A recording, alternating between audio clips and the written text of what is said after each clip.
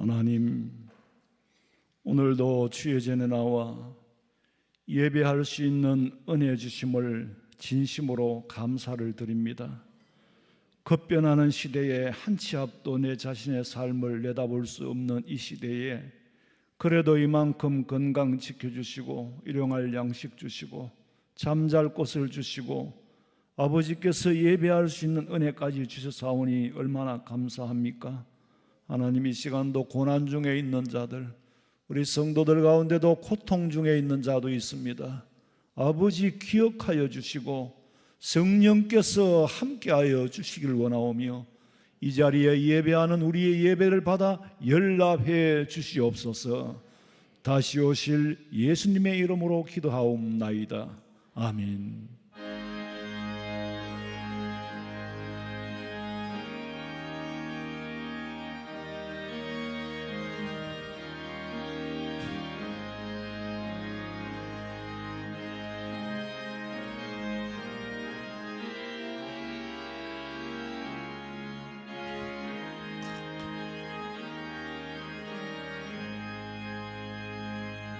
내 맘에 한 노래 있어 나 즐겁게 널 부르네. 이 노래를 부를 때에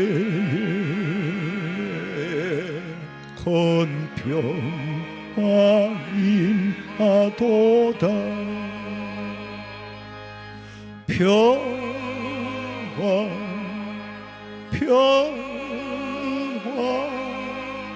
하나님 주신 선물, 그 놀라운 주의 평화 하나님 선물일세. 주 십자가 지심으로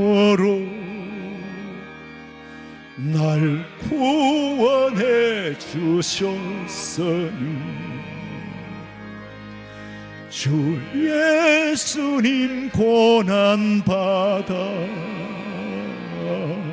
나 평화 누리도다. 평화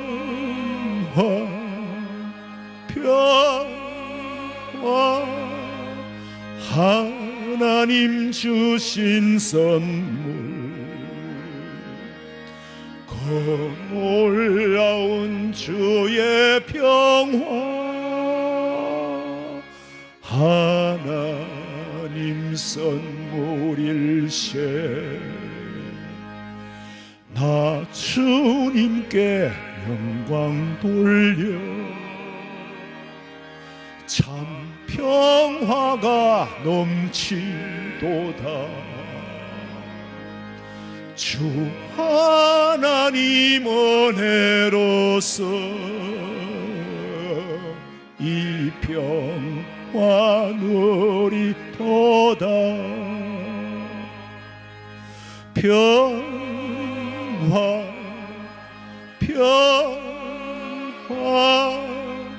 하나님 주신 선물, 그 놀라운 주의 평화 하나님 선물일세. 이 평화를 얻으려고 주 앞으로 나아갈 때 주 예수님 우리에게 이 평화 주리도다. 평화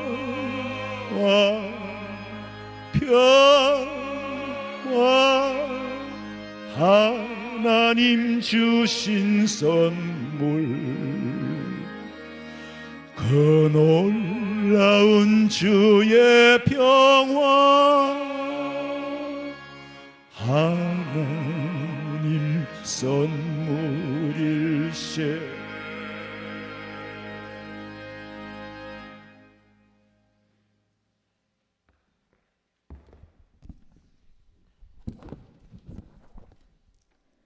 사랑이 많으신 하나님, 그 크신 사랑으로 지금까지 인도하여 주시고 힘들거나 지칠 때도 다시 한번 힘을 주시고 위로해 주시는 은혜를 감사드립니다.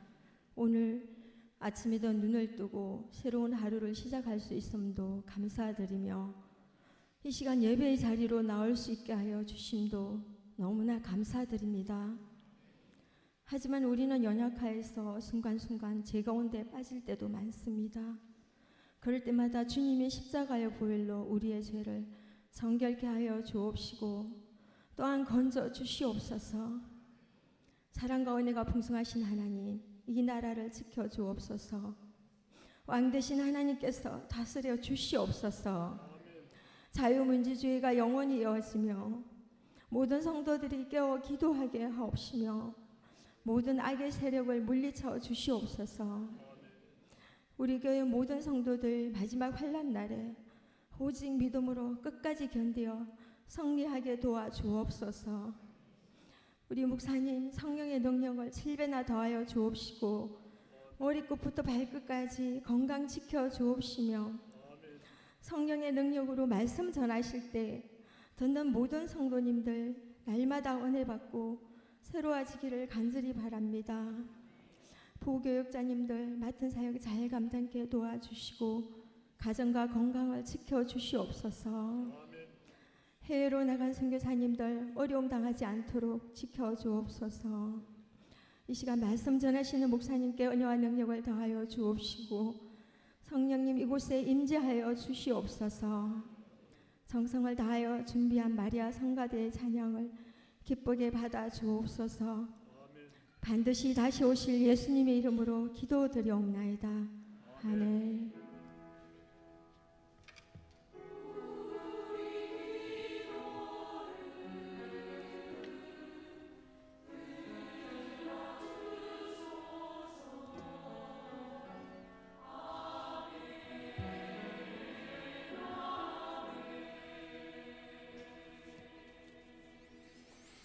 사도행전 18장 18절에서 23절까지 사도행전 18장 18절에서 23절까지 다 같이 한 목소리로 읽겠습니다. 바울은 더 여러 날 머물다가 형제들과 작별하고 배 타고 수리아로 떠나갈 새 브리스길라와 아굴라도 함께 하더라. 바울이 일찍이 서원이 있었으므로 겐거리아에서 머리를 깎았더라. 에베소에 와서 그들을 거기 머물게 하고 자기는 회당에 들어가서 유대인들과 변론하니 여러 사람이 더 오래 있기를 청하되 허락지 아니하고 작별하여 이르되 만일 하나님의 뜻이면 너희에게 돌아오리라 하고 배를 타고 에베소를 떠나 가이사라에 상륙하여 올라가 교회에 안디옥으로 내려가서 얼마 있다가 떠나 갈라디아와 보르기아 땅을 차례로 다니며 모든 제자를 굳건하게 하니라. 아멘. 마리아 찬양대에서 찬양드리겠습니다.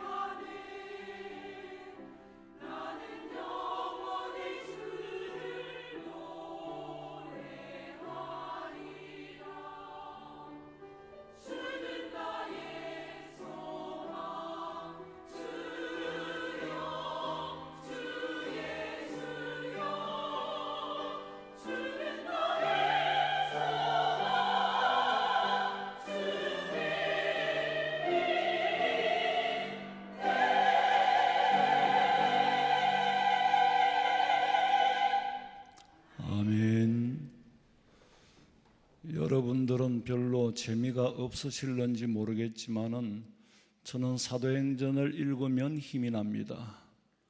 교회를 시작하기 전부터 사도행전을 읽을 때에 처음에는 재미가 없어요.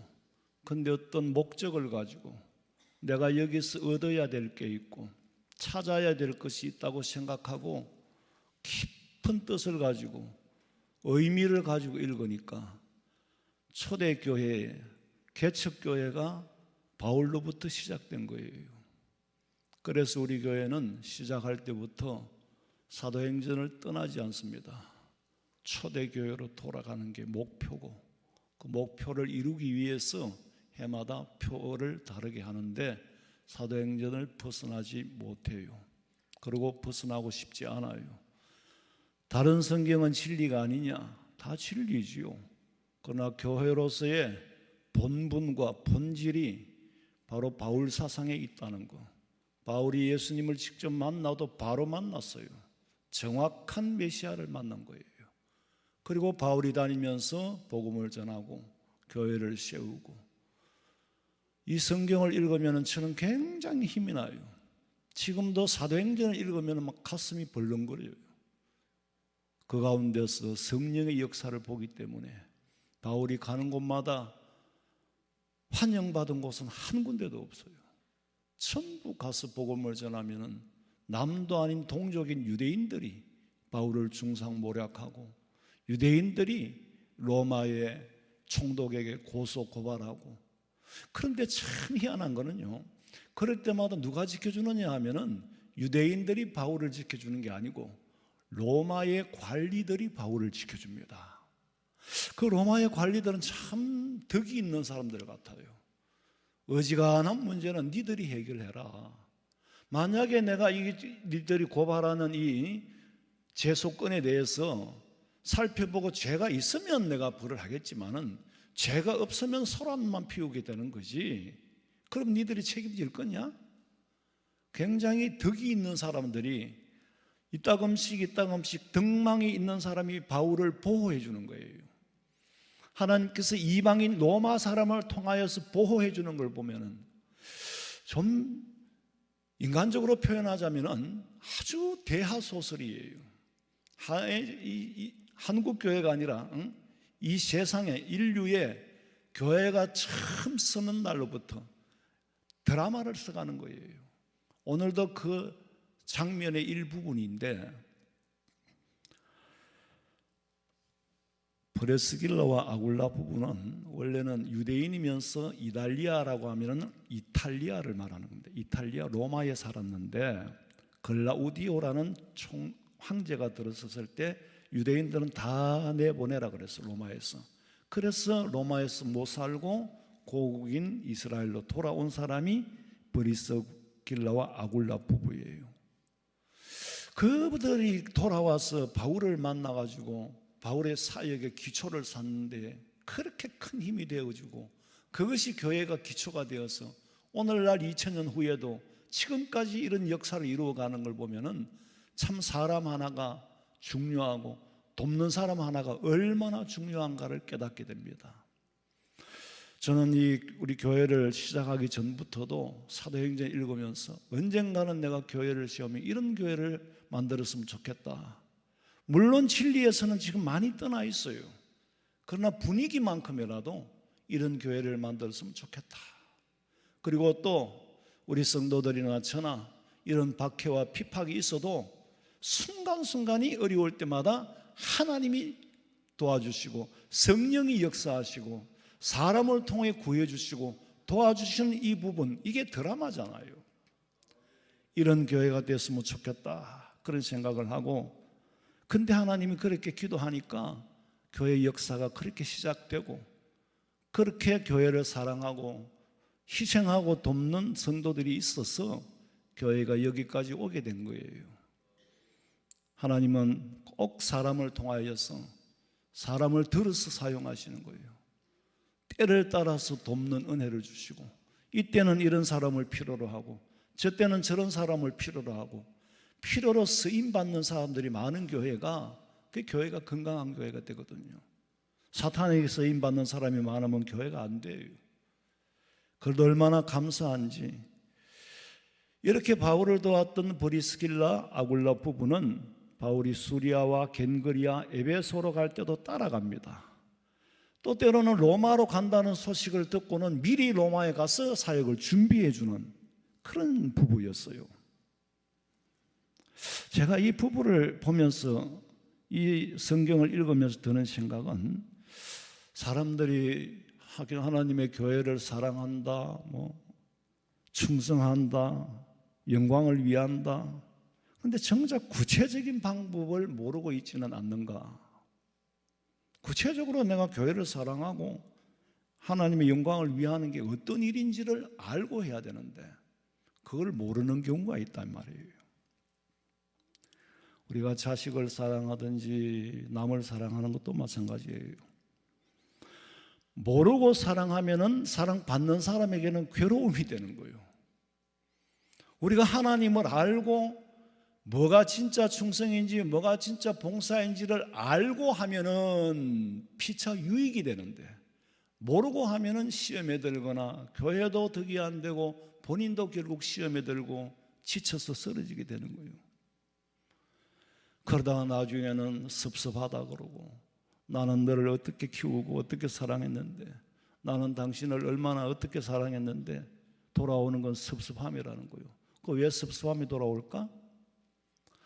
사랑했는데도 불구하고 왜 섭섭함이 돌아오느냐 말이요. 사랑이라는 목적은 좋은데 방법이 달랐기 때문에 그런 거예요. 방법이 목적을 배신했기 때문에 그런 거예요. 제가 대명동에서 사역할 때 어느 여집사님이 와서 그런 말을 해요. 목사님, 우리 남편은요, 나는 축자고 자기를 사랑하고 아끼고 하는데요, 축자고 화를 내고 욕을 한다는 거예요. 그 원인이 있을 거 아니에요. 원인이. 그래, 근래 와서는 그럼 구체적으로 어떻게 힘들게 합니까? 그랬더니 밤새도록 술 먹고 돌아가는 사람, 아침에 자고 일어나서 속 풀으려고 해장국을 끓여주는데 무 넣고 전구지 넣고 조탁하는 건 다 넣어 끓여주는데 아침에 받고는 그냥 짜증을 내고 화를 내고, 그런데 실컷 사랑한다고 속풀이 하라고 국을 끓여내고 라면을 끓여냈는데 돌아오는 건 욕밖에 안 돌아온다는 거죠. 근데 굳이 왜 이상하다고 왜 대접을 하는데 왜 그걸 욕을 할까요? 어지간하면 그건 정상이 아니잖아요. 근데 이유가 있을 거 아닙니까? 그 화를 낼 때도 뭐 때문이라고 이유가 있을 거 아닙니까? 막연하게 그냥 혼자 흥분합니까? 막 이건 이렇고 저건 저렇고 화를 내도 내용이 있을 거 아니에요. 그랬더니 전구지 넣지 말라 했는데 전구지 넣었다는 거예요. 자기는 해독에 좋고 피를 맑게 하고 그래서 전구지를 넣어가 끓여줬는데 매번 화를 냈다는 거예요. 그럼 매번 넣으니까 매번 화를 내죠. 넣지 말라면 안 넣으면 되는데, 집사님이 사랑하는 방법하고 받아들이는 사람하고 어긋나기 때문에 거기서 트러블이 생기는 거예요. 나라도 짜증나겠다. 넣지 말라는 거 자꾸 넣으니까. 그 사랑하는 게 아니라 사람을 괴롭히는 거다. 마음은 사랑하는데 방법이 달랐단 말이야. 그러니까 남는 게 사랑이 아니라 남는 게 서로 상처밖에 남는 게 없어. 우리가 교회를 사랑하고 하나님의 교회를 사랑하고 충성한다고 하는데 왜 돌아오는 것은 섭섭함이 돌아오느냐? 방법이 잘못됐고 목적이 어디에 있는가를 생각해 보세요. 정말로 목적이 하나님 앞에 있으면은 섭섭해도 이길 수 있는데, 사람을 향하여 기대하고 했다가는 섭섭하면은 견디지를 못해요. 괴로움이 되어버리는 거예요. 시험에 들게 돼요. 고통이 되어버려요. 누가 알아주든 몰라주든 힘은 들지만 그래도 하나님이 아시고 계실 거라는 생각의 위로를 받아야지, 사람에게 칭찬받고 사람이 알아주기를 원하고 했다면은 사랑이든 충성이든 결국에는 내게 남는 것은 섭섭함만 남아요.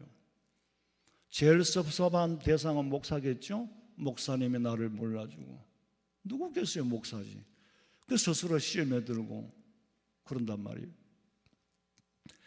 자기 방법으로 하려고 하는 것은 왼손잡이를 오른손잡이로 만들겠다는 거하고 똑같은 거예요. 그거는 사랑을 받는 게 아니라 고통을 받는 거예요. 주는 사람은 사랑인데 받는 사람은 고통이에요. 그럼 구체적으로 우리가 하나님을 사랑하고 교회를 사랑한다는 거 어떻게 하는 걸까? 아굴라 이 브리스길라 이 부부는요, 복음을 전할 수 있을 만큼 쉽게 말하면 성경을 많이 아는 사람이 아니에요. 그러다 보니까 내가 복음을 듣고 은혜는 받았는데 내가 그 복음을 전할 수 있는 능력은 없는 사람이에요.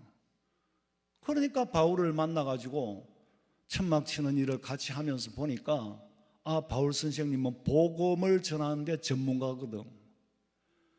우리는 전하고 싶은 열정은 있지만은 바울과 같은 논리도 없고 바울과 같은 아는 것도 없고 바울과 같이 체험하지는 못했기 때문에 우리가 하나님을 사랑하고 하나님 앞에 충성하는 것은 이 바울 선생을 도와가지고 복음 전하게 만들고 복음을 듣는 사람이 구원받고 복음을 듣는 사람이 이 땅에서의 삶도 풍성해지고 복음의 힘을 입은 사람은 괴로움도 고통도 이길 수 있도록, 여러분 성경에 그걸 일일이 다 기록을 못해서 그렇죠.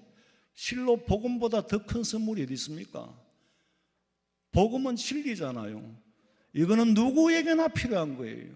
복음이 정확하게 들어가고 진리의 터 위에 서면은 괴로움도 고통도 넉넉히, 괴롭긴 하고 고통스럽긴 하지만은 넘어지거나 실족하지는 않는단 말이에요. 피폐한 삶을 살지는 않는다고, 비실비실하게 살아가지는 않도록 만드는 게 진리의 힘이에요. 근데 그 시절에 그렇게 생각하는 사람이 있었다는 거, 이분들이 로마의 물을 먹어서 좀 일찍이 눈이 깨고 뜨인 사람인 것 같아. 복음을 전할 만큼의 어떤 그쪽 분야의 능력은 없지만은 머리가 좀 깬 사람 같아. 우리 교회 장로님들이 머리가 깼어요. 그래서 목사님이 무조건 공부를 해야 됩니다. 목사님이 화원에 있다가 화원장에만 갔다 왔다 하면은 절대로 목사님 큰 사람 못 됩니다. 그리고 일찍이 성지순례를 보내주었다고.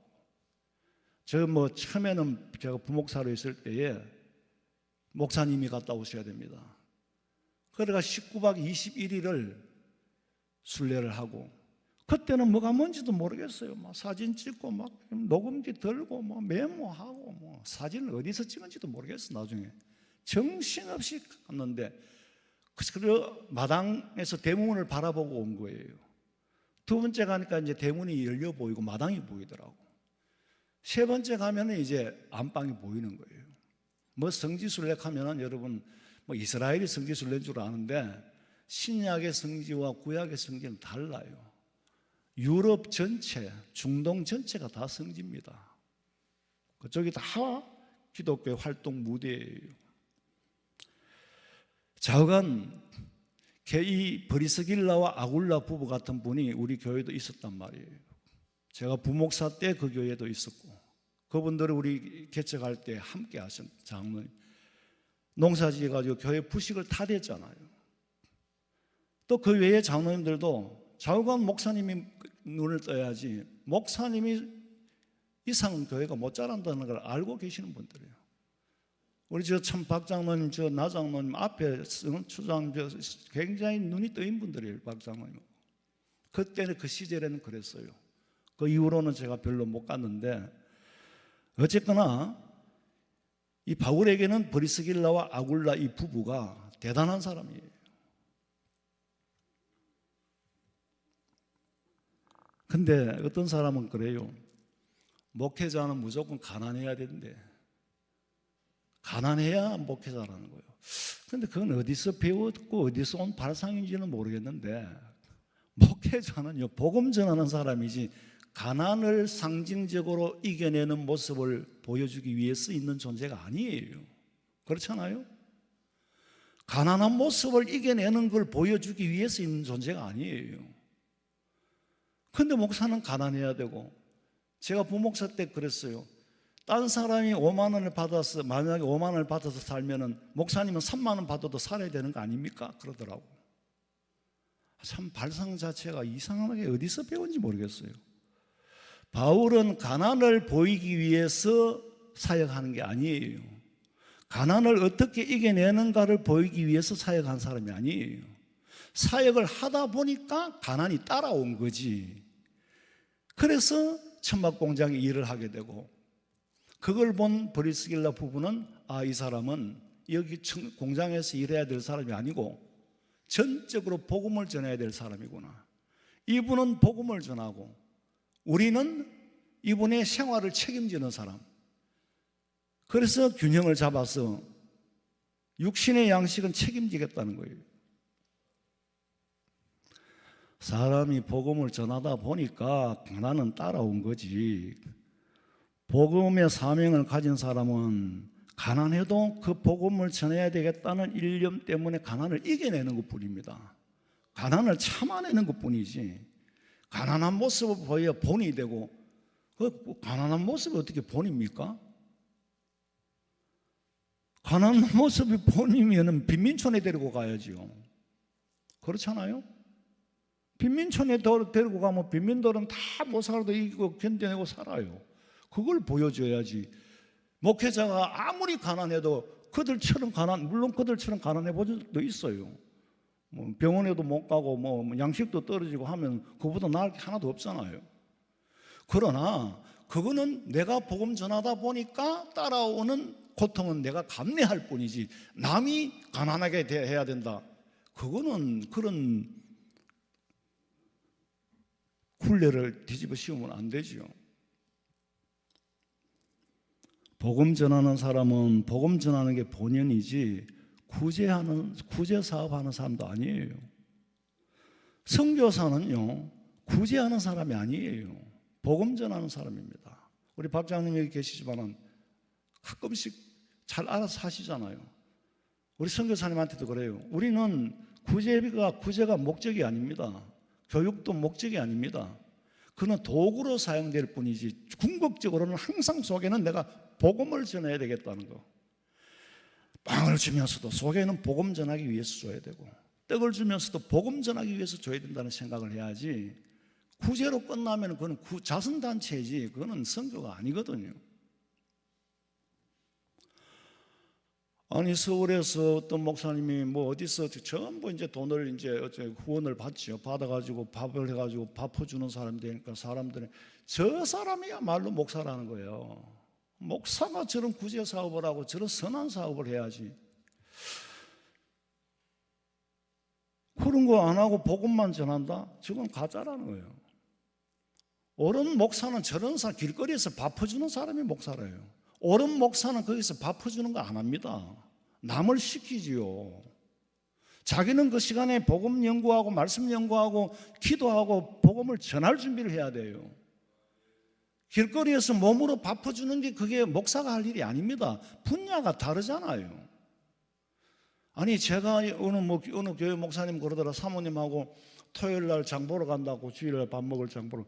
아니, 육신의 양식은 집사들이, 권사님들이 해야 되고, 목사는 그날 영혼의 양식을 위하여 찐을 빼고 기도하고 그래야 되잖아요.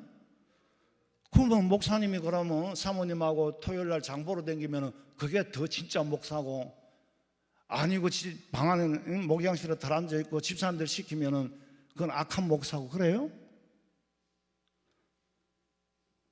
아주 구조가 이상하게 돌아가요. 구제 사업을 하는 사람이 더 목사다운 사람이야. 구제 사업 하는 사람은 구제 사업 하는 사람다워 보이고, 목회자는 복음 전하는 게 목사다워 보이는 거예요. 본질에서 이탈하니까 문제가 생기는 거예요. 선교사도 마찬가지요. 선교사는 복음 들고 선교하러 간 사람이지 고생을 본을 보이기 위해서 간 사람이 아니에요. 고생을 본을 보이기 위해서 간 사람이라면 미얀마 같은 데 안 가셔야지. 안 가도 우리보다 훨씬 더 가난하게 살아요. 가난한 모습을 보이기 위해서 간다면 후진국에는 안 가야 되잖아요. 선교사는 가난한 모습을 보이기 위해서 가는 게 아니에요. 선교사가 가난해가지고 얻어물 형편이고 자기들 입장하고 비슷하면 누가 복음 듣겠어요? 안 그래도 그 사람들 보기에는 부자로 보이는데, 부자로 보여야 돼요. 안 그러면 그걸 제가 생각을 해봐요. 우리가 서양 선교사들이 돌아왔을 때도 먹을 것도 주고 나눠주니까 가지. 우리보다 더 못 살면은 누가 와서 복음을 듣겠냐고. 지금 동산병원 옆에 그 선교사 사택이 있잖아요. 그 다음에 이번에 우리 권찰에 갔던데 거기 사택 있죠? 다 서양식으로 짓잖아요. 본이 돼야 복음이 전해진단 말이에요.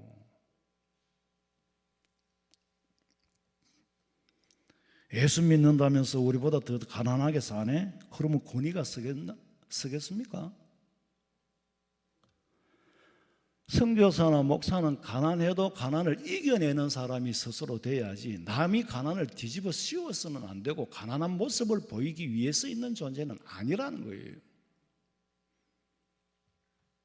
제가 상주에 교회에 부임을 해가 갔더니 전도사가 왔다는 소리를 듣고는 외상값 받으러 온 거예요.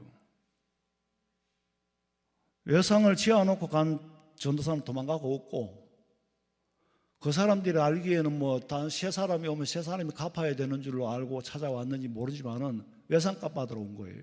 근데 외상 먹은 적이 없는데 무슨 외상값입니까? 하니까 교회 전도사가 외상 다뤄놓고 갔다는 거예요. 그럼 교회 전도사가 외상 다뤄놓고 갔으면 그 사람한테 받아야지. 제가 무슨 돈도 없고 내가 돈이 있으면 또 갚아주겠는데 나도 돈도 없단 말이에요.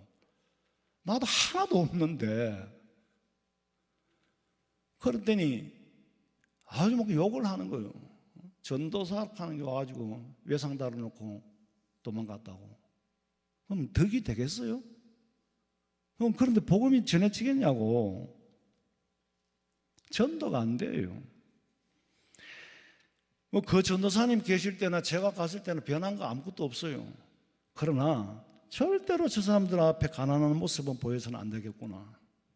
저 사람들보다 나아 보여야지. 교회가 동정을 받았으면 절대로 부흥이 안 돼요. 목사가 동네 사람들한테 동정받는 사람이 되면 복음이 전해지겠어요? 그래서 제가 초상집에도 갔어. 부조도 내고. 그때 내가 29세 때예요. 어쨌거나 동네 사람들한테 이 교회라는 이미지, 전도사라는 이미지를 바꿔야 되겠구나. 절대로 가난한 모습을 보여서는 안 되겠다는 거. 물론 계속 가난은 불가피하게 따라오지만은 가난한 모습은 보이기는 싫단 말이에요. 그러니까 교회가 부흥이 되더라고. 그러니까 믿는 자들이 따라오는 거예요. 학생들이 따라오고 부모들이 따라오고 감자줄기처럼 따라오는 걸 나는 거기서 처음 체험했어요. 그래서 제가 우리 교회에서도 늘 그러잖아요. 애 하나가 오면 그 뒤에 부모들이 주렁주렁 다 따라온다. 교회 못 가게 안 말리는 것만 해도 반터는 보내는 거는 반터는 오고 싶다는 얘기다. 선교하고 복음 전하는데 전략이 있어야 될 거 아니에요. 저는 거기 상주에 가서 토양 조사를 했어요. 나름대로 했더니 동학교도들이 피신해 와 있는 모여서 사는 어떤 성시의 집성촌이 아니고 동학교도들이 박해를 피해서 모인 동네예요. 좌우로 보르면 제사 지내고 전부 동학교도들인데 끝까지 거기까지 도망와서 피해서 사는 동네라면 알아줘야지. 그 사람들이 봤을 땐 교회는 무슨 무당집같이 보이지. 전도사는 외상 달아놓고 도망가지. 왔다가 6개월 다 있다가 전부 다 갚버리지. 그 교회가 돈이 되겠느냐고. 제가 처음에 거기 가서 다음에 며칠 있다 이사 올 거라 그러니까 믿지를 안 하더라고. 와서 보고 온다 해놓고 오는 사람이 없더라는 거예요. 나는 온다 했으니까 왔다. 마중도 한 사람도 안 나왔어요. 아이고.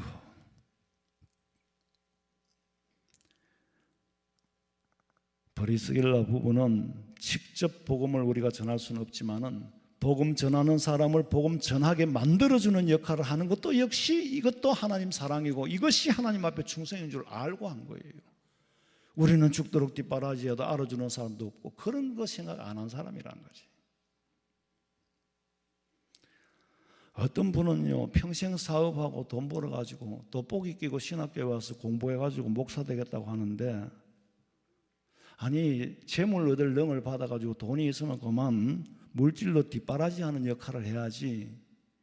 돋보기 끼고 성경 신학교 와서 공부해가지고 언제 유년주일학교 교사도 한번 안 해본 사람이 무슨 교회를 어떻게 한단 말이에요.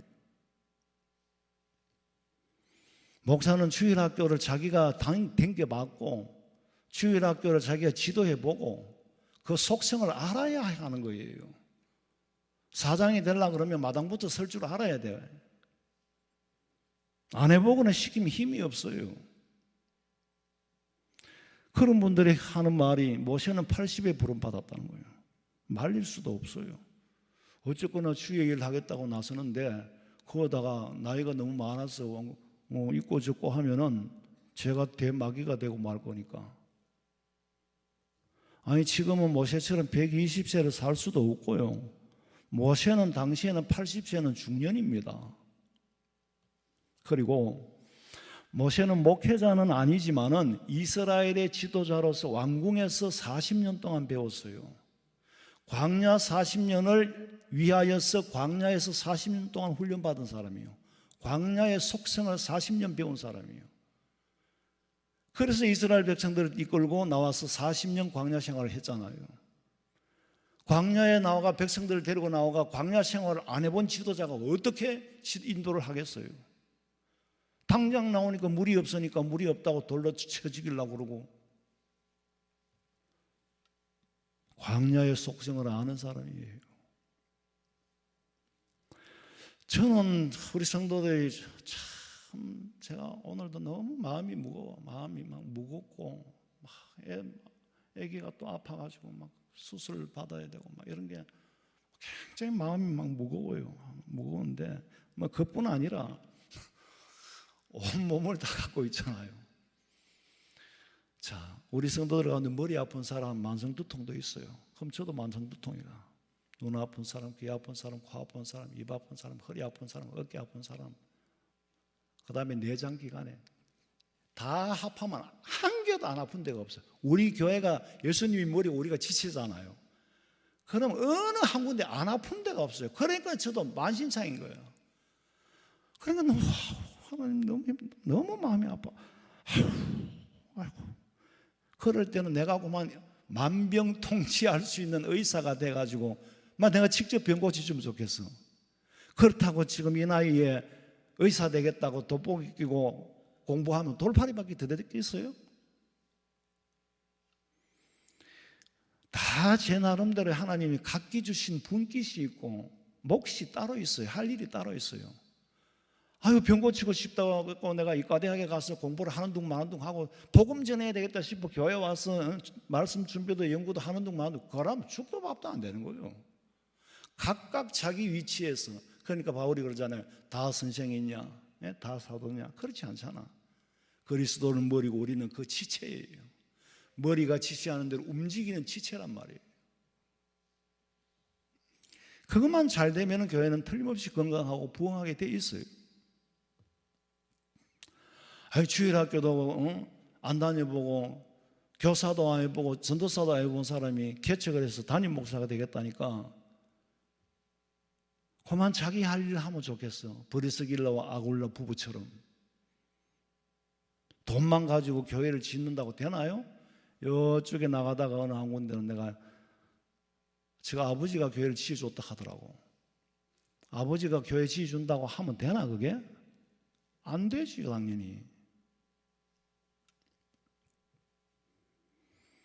브리스길라 아굴라 부부는 정말 하나님을 사랑하고 교회도 충성하고 사명을 감당했기 때문에 바울에게 인사를 들어요. 물론 사람에게 인사도 필요합니다. 이런 사람들 알아주라 그랬고 그래 힘이 더 나니까. 로마서 16장 3절 봐요. 너희는 그리스도 예수 안에서 나의 동역자들인 브리스가와 아굴라에게 문안하라. 그들은 내 목숨을 위하여 자기들의 목까지도 내놓았나니 나뿐 아니라 이방인의 모든 교회도 그들에게 감사하느니라. 바울이 봤을 때에 저분들은 내 목숨을 위해서라면은 자기 목숨도 아깝지 않게 내놓을 뿐이라고 보여진 거예요. 그렇게 칭찬을 하면서 바울의 사역에 실제로 큰 몫을 다한 건 맞잖아요. 바울을 따라다니면서 로마에 간다고 했더니 미리 가서 준비를 하는 거예요. 그리고 오늘 성경에 보니까 겐거리아에서 머리를 깎았다 그랬어요. 참 중요한 얘기인데 왜 깎았는지는 몰라요. 그러나 바울에게는 이유가 있었을 겁니다. 주로 어떤 때 깎느냐? 머리를 깎겠다고 서원이 있었을 때 머리를 깎는 거예요. 갠거리에서 머리를 깎았더라. 그 바울의 심중은 헤아릴 수 없지만은 가끔 보면 삭발하는 사람들이 있어요. 이유가 다르지만 공통점은 뭡니까? 어떤 대단한 결단을 내렸을 때 머리를 깎지. 그 누군가에게 반항할 대상이 있을 때에 자기의 표현을 삭발로 대신하는 거예요. 반항의 표현을 삭발로 하는 거예요. 근데 문제는 머리를 깎아야 될 사람은 안 깎고 안 깎아야 될 사람은 깎으니까 문제라. 히브리 사람들의 문화에는 그렇지 않아요. 감사한 일이 있을 때 머리를 깎는 거예요. 우리처럼 뭐 반항하는 그런 의식에서 깎는 게 아니고, 대단한 결단을 내렸을 때 깎는 게 아니고, 감사할 일이 있을 때 머리를 깎고, 그리고 나는 이미 죽은 사람인데 죽은 나를 살려주셨다라는 감격스러운 은혜에 감동될 때에 머리를 깎는 거예요. 이제는 제2의 생명을 사는 거다. 지난날에는 나를 위해 살았지만 이제는 주님을 위해서만 살기로 결심을 할 때에 머리를 깎는 거예요. 그리고 하나님 앞에 서원이 있을 때에 약속을 서원이라고 그러죠. 일방적으로 하는 거예요. 하나님이 하라고 하지도 않았는데 일방적으로 서원을 하는 거예요. 그거는 서원이고, 둘이서 맺는 건 계약은 약속인데 일방적인 약속이라. 하나님, 한나가 서원을 했잖아요. 아들을 주시면은 하나님 앞에 드리겠나이다. 그래서 얻은 아들이 사무엘이죠. 그 서원을 했기 때문에 사무엘의 의사와는 상관없이 이미 엄마가 하나님 앞에 바치기로 서원을 해버렸어. 바쳐진 아들이 된 거예요. 바울은 참 핍박이 많았고 돌에 맞아 죽을 뻔도 하고 옥에 갇히기도 하고 강의 위험, 오만 가지 매를 맞고, 사도행전을 쭉 읽어보면요, 스토리가 복잡하게 생각하면 굉장히 복잡해요. 자꾸 읽다 보면은 그 사도행전이 주는 힘이요, 대단합니다. 사도행전이 주는 힘이 교회를 세우고 그 힘이 복음을 전하게 하는 거예요. 그게 이 사도행전이 교회 개척의 교과서예요. 개척하는 목회자의 본질이 바울로부터 배워야 돼요. 돌아보세요. 그렇게 여러 번 위험한 일이 있었어도 그때마다 하나님이 지키시고 보호하시고 돌보아 주셨어. 네가 고린도에서 복음을 전해라. 그리고 어디를 가든지 복음을 전해라. 그 동네에 나를 믿을 사람이 많다. 힘을 내라. 그랬음에도 불구하고 여전히 유대인들에게 고소와 고발이 있어요. 있어서 또 관가에 끌려가요. 지난번 시간에 배웠잖아요. 갈리오라는 총독이 왔을 때에 바울이 그 앞에 고린도에서 끌려갔어. 그랬더니 갈리오가 바울이 무슨 얘기를 하려고 할 때 막았잖아요. 가만히 있어, 내가 알아서 할게. 그리고는 고소 고발한 사람들 향하여 뭐라 그랬어요? 이 사람들이 죄가 로마법에 어긋나면 모르겠지만 너희들의 언어와 명칭 때문이라면 너희들이 알아서 해라. 나는 이런 일에 재판장이 되고 싶지 않다. 그리고 해산을 시켜버리는 거예요. 내가 너를 지키겠다 한다고 해서 핍박이 없고 박해가 없는 건 아니에요. 그 모진 박해와 모진 핍박 속에서 이길 수 있는 힘을 주는 거예요. 그거 보면 참 이상하잖아요. 유대인이 아닌 로마 사람을 통해서 지켜주는 거예요. 그런 거 보면 제가 하나님이 그래서 바울로 통하 이런 일을 하라고 로마가 이스라엘을 지배하고, 로마의 영역이 대단히 넓었잖아요. 그 당시에는. 이래서 식민지를 만들었구나. 로마가 총독이 질서를 잡아주니까 그래서 그런 역사가 로마의 속국으로 많은 나라들이, 그런데 보면요, 복음이 전해지는 나라들을 돌아다니는데 보면요, 전부 로마의 속국이었어요. 바울이 1차, 2차, 3차 전도 여행 가는 데를 보면은, 만약에 로마의 속국이 아니었다면은, 잘못하면은 맞아 죽을 수 있어요. 근데 로마의 법이 생명은 지켜주는 거예요. 유대인들이 저기들끼리 사형선고를 못 내리거든.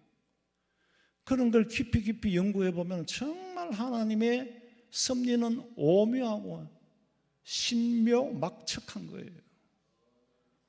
사통오달로 교통을 발달하게 하고 언어와 군제를 통일시켜 놓고, 그런 거 보면 참 여호와 이레, 이게 여호와의 이레다. 사도행전 한 100번만 읽어보세요. 눈에 들어올 거예요. 거기서 막 박수가 나오고 감격이 나오고, 나는 사도행전을 지금도 읽으면 여기서 힘을 얻어요. 근데 서원이라는 게 이제 주로 8일 동안 하는 것도 있고 한 달 하는 것도 있고 서원 기간이 있어요. 나는 밥을 안 먹겠습니다. 그러면 한 달 동안 밥을 안 먹겠습니다 하고 서원하면 한 달 동안 안 먹는 거예요. 8일간 안 먹겠습니다 하면 8일간 안 먹는 거예요. 안 먹겠다 한다고 평생 안 먹으면 죽으니까 서원도 기간이 있고 내용이 있어요. 그러나 그건 자기가 한 거기 때문에 반드시 지켜야 돼요. 우리가 뭐 금식기도를 40일 했다고 자랑을 하고, 자랑할 금식기도는 그거는 하면 안 돼요. 자랑하기 위해서 하는 그런 금식은 하면 큰일 나요.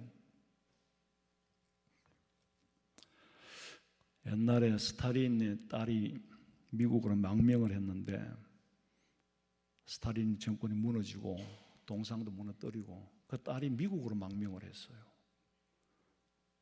근데 미국 생활에 기자들이 물어서 적응하기 어려운 점이 어떤 게 있느냐 그랬더니, 하나부터 10까지 선택을 해야 되는 게 너무 힘든다는 거예요. 공산주의 사회에서는 선택할 게 없잖아요. 탈북민들 얘기도 들어보면 선택의 여지가 없어요. 고등학교 졸업하면 군대 가서 군복무 10년 해야 되고, 군복무 끝나고 나면 탄광으로 보내든지 어디를 보내든지 보내는 대로 가야지, 자기 마음대로 선택의 여지가 없으니까. 그리고 월급도 하나도 못 받고, 사유재산을 인정을 안 하면 절대로 무기는 만들 수 있어. 감시가 가능하니까. 농사는 절대로 안 되게 돼 있어요. 밭은 북한이 더 많다 그래요. 농사 지을 땅은 우리가 남쪽이 많은 줄 알지만은 옥수수 키울 밭은 북한이 더 많아요. 그런데 안 되잖아요. 암만 기술을 연구를 해도 안 되는 거예요. 왜? 네 것도 아니고 내 것도 아닌데 누가 알뜰히 갖고 계세요? 죽도록 하는 나는 안 하는 저놈이나 똑같이 먹는다면 나도 안 하지. 너도 안 하고 나도 안 하고 농사가 안 돼. 수확이 없는 거예요. 우리보다 땅도 넓으면서도 식량 작업도가 그렇게 모자라도 보통 모자라는 게 아니잖아요.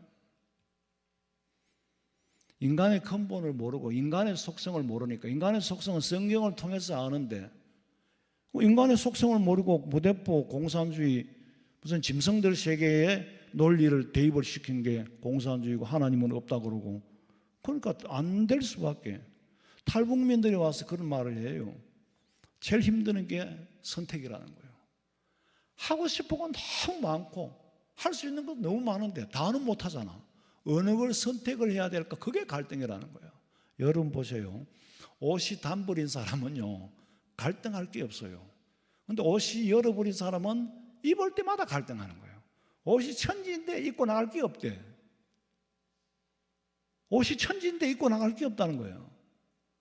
한불인 사람은 뭐 선택의 여지가 없어요. 넥타이도 하나뿐일 때는요 선택의 여지가 없어요. 죽고 나서 하나 검으면 갈등도 안 하고 좋은데 2개, 3개 생기니까 이제 갈등하는 거예요. 아니 북한에는 뭐 방송국도 뭐 조선중앙방송 하나밖에 없으니까 뭐 선택할 여지가 없잖아요.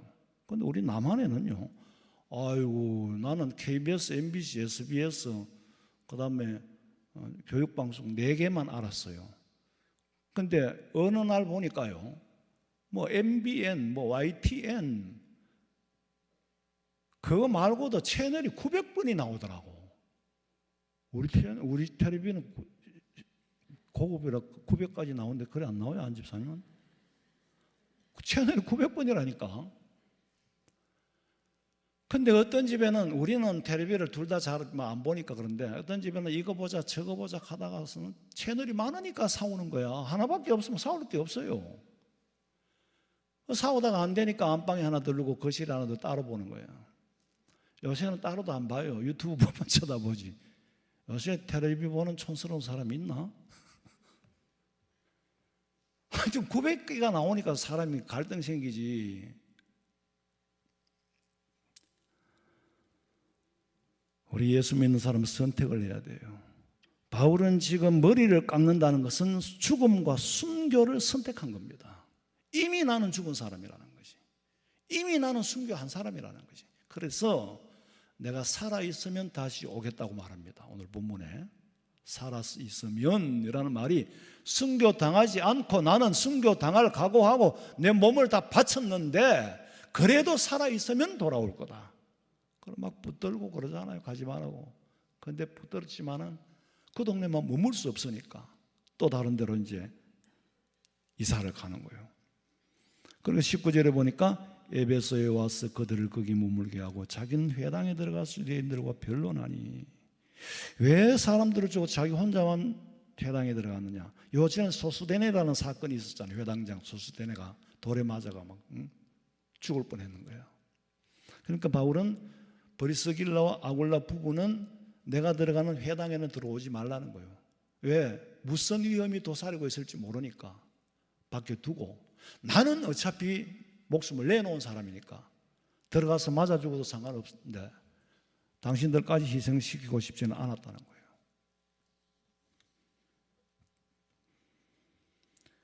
그리고 하나님의 뜻이면 다시 만날 것이다.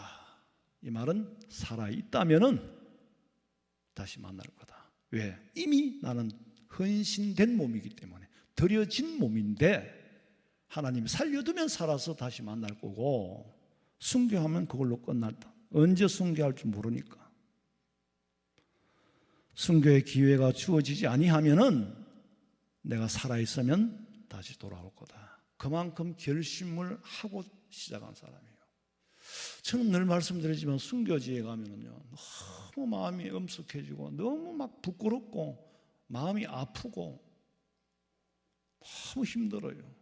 하나님, 저도 저렇게 순교할 수 있는 믿음 주시면 얼마나 좋을까. 순교도 아무나 하는 게 아니에요. 기회가 주어져야 되고 아무나 순교의 제물로 받는 분도 아니에요. 저는 순교자들 앞에서는 정말로 예수님 앞에 서는 것보다 좀 덜하지만 정말로 엄숙해지고, 내게 저런 믿음이 없다는 게 내가 너무 한심하고, 내가 이런 정도 가지고 정말 예수 믿는다고 할 수 있을까? 당장 총뿌리를 내 앞에 갖다 들이대면 내가 뭐라고 할까? 어쨌거나 너무 부끄러워요. 그리고 순교의 결심을 또 하게 돼요. 하나님, 주어지면 내가 순교하겠습니다.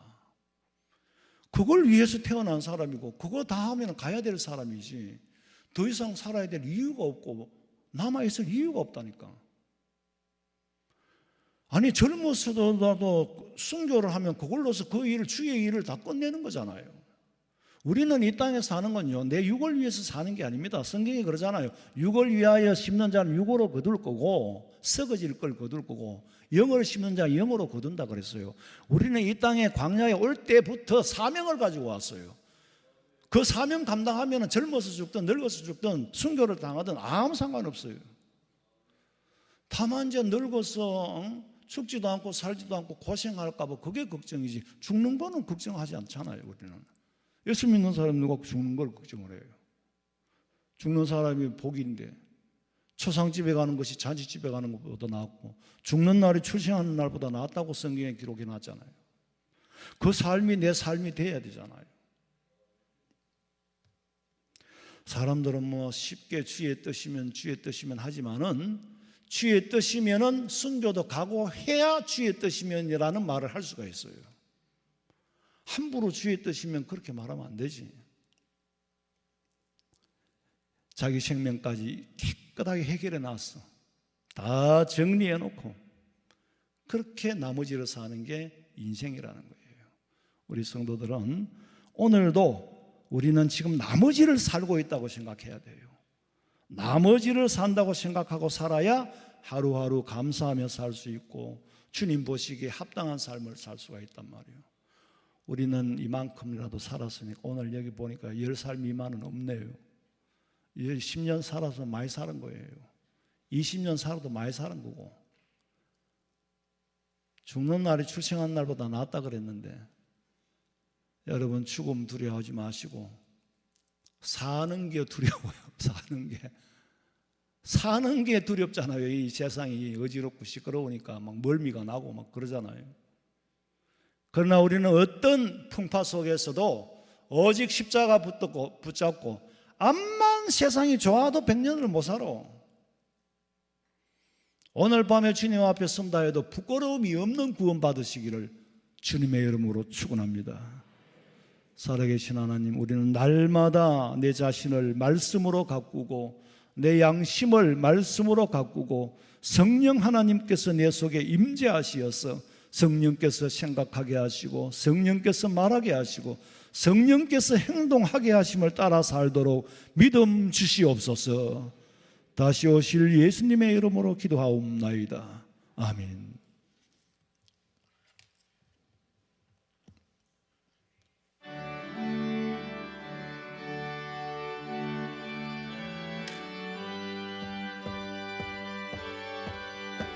박수 치면서 찬송 부릅니다. 내 맘속에 참된 평화 있네. 주 예수가 주신 평화. 시험 닥쳐와도 흔들리지 않아. 귀하다 이 평안함.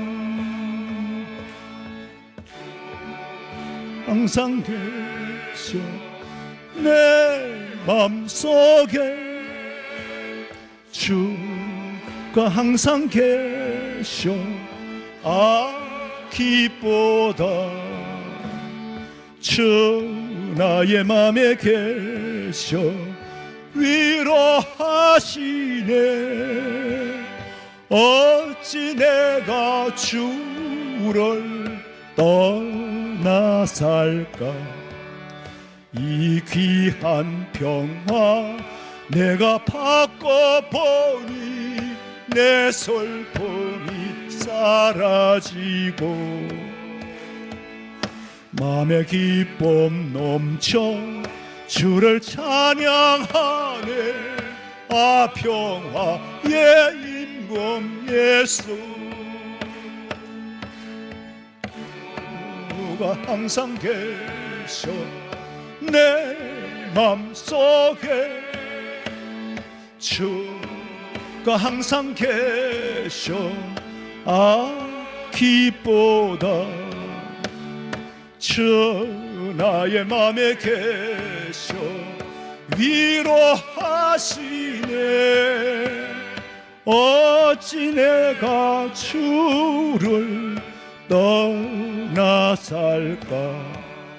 주 날개 아래 내가 사는 동안 이 보배를 빛내리라. 기쁜 그날이와 주를 만나 뵐 때 그 평화 영원하리.